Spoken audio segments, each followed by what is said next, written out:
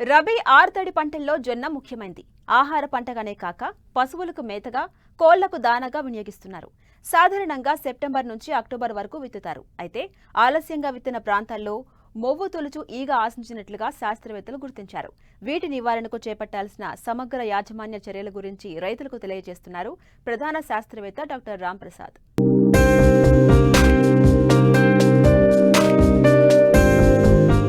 ఒకప్పుడు జొన్న సాగు అధిక విస్తీర్ణంలో సాగయ్యేది. రాను రాను వ్యవసాయంలో వ్యాపార దృక్పథం పెరగటం, తక్కువ దిగుబడుల వల్ల సాగు గిట్టుబాటు కాకపోవడం వల్ల రైతులు జొన్న పంటకు దూరమవుతూ వచ్చారు. కానీ ప్రస్తుతం పరిస్థితులు మారాయి. జొన్న ఉత్పత్తులకు డిమాండ్ పెరగడం, ఎకరానికి 17 నుంచి 18 క్వింటాళ్ల దిగుబడినిచ్చే అనేక రకాలు రైతులకు అందుబాటులో ఉండటంతో రైతులు ఈ పంట సాగుకు ఆసక్తి చూపుతున్నారు. ముఖ్యంగా రాయలసీమ, తెలంగాణ ప్రాంతాల్లో రబీలో ఆరుతడి పంటగా అధిక విస్తీర్ణంలో సాగవుతోంది. అయితే ఆలస్యంగా వేసిన ప్రాంతాల్లో మొవ్వు తొలుచు ఈగ ఆశించి తీవ్ర నష్టం చేస్తోంది. తొలి దశలోనే గుర్తించి నివారించినట్లయితే మంచి దిగుబడులను సాధించేందుకు అవకాశముంది. మొవ్వు తొలుచు ఈగ నివారణకు చేపట్టాల్సిన సమగ్ర సస్యరక్షణ చర్యల గురించి తెలియజేస్తున్నారు ప్రధాన శాస్త్రవేత్త డాక్టర్ రాంప్రసాద్. ఈ మొవ్వు తొలుచు ఈగ అనేది మనకి ముఖ్యంగా వాతావరణంలో చల్లని వాతావరణము, ముఖ్యంగా తేమ వాతావరణం ఉన్నప్పుడు వచ్చే అవకాశం ఉంటుంది. పంట కాలంలో తొలి దశలో ఇది 30 రోజుల లోపు పంటను ఆశించే అవకాశం ఉంటుంది. ఆ తర్వాత మనకి పంట ఎదుగుదల అయినాక కూడా, అంటే వర్షాలు సమృద్ధిగా పడుతూ వాతావరణంలో తేమ అధికంగా ఉన్నట్టయితే కూడా మనకి తర్వాత దశలో, అంటే మనకి పంట ముదిరినాక కూడా ఇది తర్వాత దశలో కూడా వచ్చే అవకాశం ఉంటుంది. ఈ దశలో వచ్చినప్పుడు ముఖ్యంగా ఇది కంకిని ఆశించి కంకిని నాశనం చేసే అవకాశం ఉంటుందన్నమాట.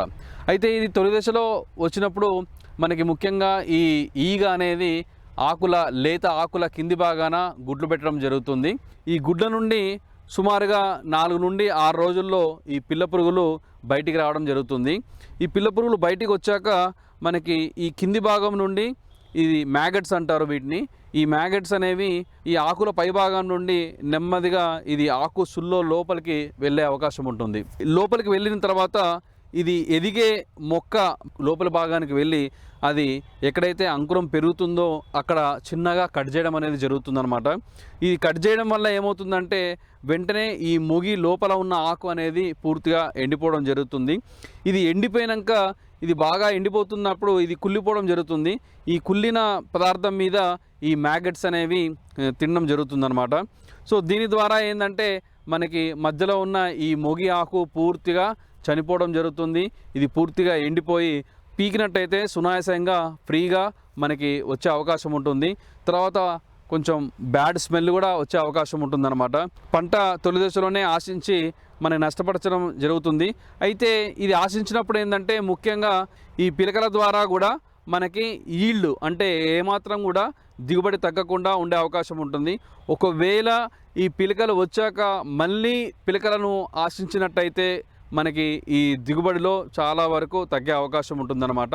ముఖ్యంగా ఈ పురుగు ఉధృతి బాగా ఉన్నప్పుడు ఏంటంటే మనము ఆకు సుళ్ళల్లో ఈ కార్బోఫిరాన్ గుళికలు, అంటే 4 కేజీల గుళికలను ఇసుకలో కలుపుకొని ఇది ఆకు సుళ్ళల్లో పడేటట్టు మనం వేసుకున్నట్టయితే ఈ మరి లోపల ఉన్న ఈ మ్యాగట్స్ అనేవి కూడా చనిపోయడం జరిగే అవకాశం ఉంటుంది. సో దీని ద్వారా మనము పురుగును సమర్థవంతంగా నివారించుకోవచ్చు. మనకు ఖరీఫ్లో కానీ రబీలో కానీ ఈ జొన్న పంట నుండి ఆశించినంత దిగుబడిని సాధించుకునే అవకాశం ఉంటుంది.